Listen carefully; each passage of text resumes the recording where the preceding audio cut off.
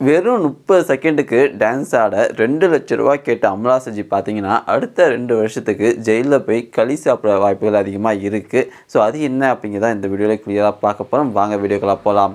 So Amala சஜியோடைய ப்ரொஃபைலை நீங்க follow பண்ணிட்டு இருந்தீங்க இன்ஸ்டாகிராம்ல அப்படின்னா, நீங்க அடிக்கடி ஒரு விஷயத்த பார்க்கலாம்.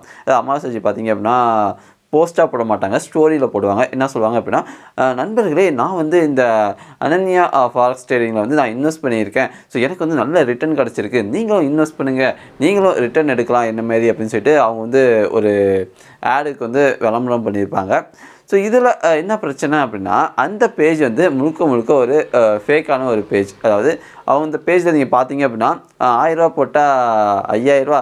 5000 போட்டா ரூ. 20,000 அது 1 மணி நேரத்திலேயே கிடைக்கும் அப்படிங்கிற மாரி நிறையா உருட்டி எடுத்திருப்பாங்க. ஸோ இதை நம்பி ஒருத்தர் சென்னையை சேர்ந்த ஒருத்தர் பார்த்தீங்க அப்படின்னா இன்வெஸ்ட் பண்ணியிருக்காரு. அவருக்கு பார்த்தீங்க அப்படின்னா பட்ட நாமம் போட்டாங்க அப்படின்னே சொல்லலாம். ஸோ இதனால் அவர் பார்த்தீங்க அப்படின்னா அட்வொகேட் விக்னேஷ் முத்துக்குமார்ட்ட போயிட்டு அப்ரோச் பண்ணியிருக்காரு.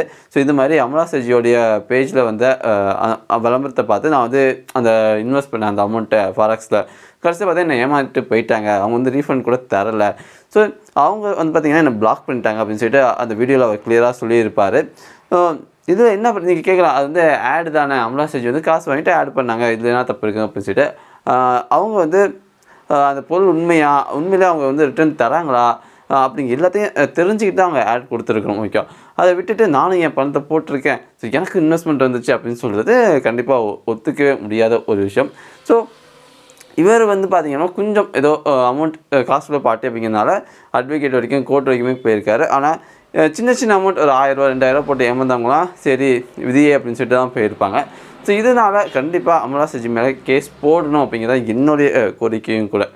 ஏன்னு பார்த்தீங்க அப்படின்னா, அமலா சஜியை வெறும் 1,00,000 2,00,000 பேர் ஃபாலோ பண்ணால் 4 மில்லியன் பேர்ட்ட ஃபாலோ பண்ணுறாங்க. அப்படி இருக்கும்போது கண்டிப்பாக அமலா சஜி ரெஸ்பான்சிபிளாக நடந்துக்கணும். அதை விட்டுட்டு நானும் பணம் போட்டிருக்கேன் நீங்களும் பணம் போடுங்க அப்படின்னு சொல்லிட்டு பணமே போடாமல் எந்த ஒரு ரிட்டர்னுமே எடுக்காமல் சும்மா போகிற போக்கில் அப்படி சொல்லிட்டு போகிறது ஏற்புடையது அல்ல அப்படிங்கிறதான் என்னுடைய கருத்து.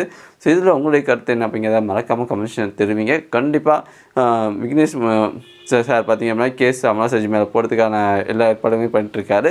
ஸோ கேஸ் போட்ட பிறகு தான் தெரிய வரும். எனக்கு தெரிஞ்சு அமலா சஜி பார்த்தீங்க அப்படின்னா இதுக்கு ஒரு மிகப்பெரிய அமௌண்ட் வந்து கோர்ட்டில் ஃபைனாக கட்டுறதுக்கான வாய்ப்புகள் அதிகமாக இருக்குது. ஆனால் ஜெயில் தண்டனைலாம் கிடைக்கிறதுக்கு வாய்ப்பு கம்மி தான்.